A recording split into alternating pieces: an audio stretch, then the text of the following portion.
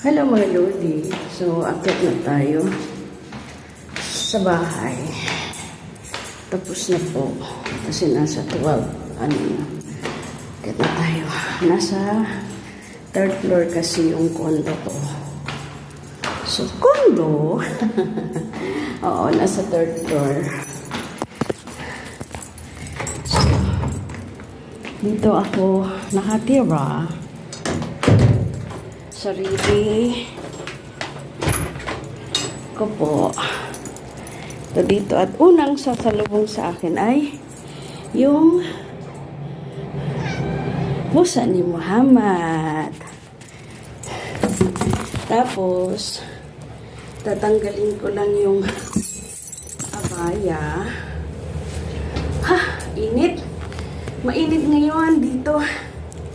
Tanggalin ko yung abaya ko. Isasabit ko lang dito sa abaya rack. Yan. Sabit ko lang siya dito. And then,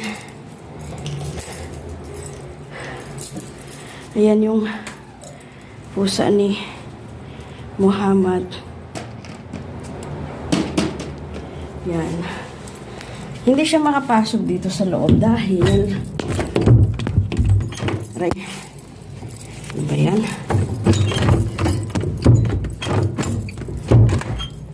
Andito kasi yung maligalig kong pusa. Tignan nyo. Diba? Andyan si Joe. So, hanggang tinginan na lang sila. Kaya, kino-close ko ito. Kasi pag i-open mo, naku day, maghahabulan yan dito sa loob ng bahay.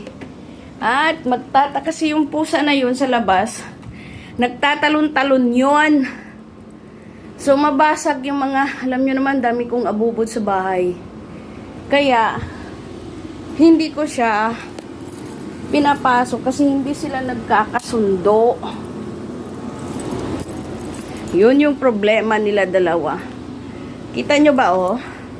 Nakabantay at nakakusmot ang mukha niyan.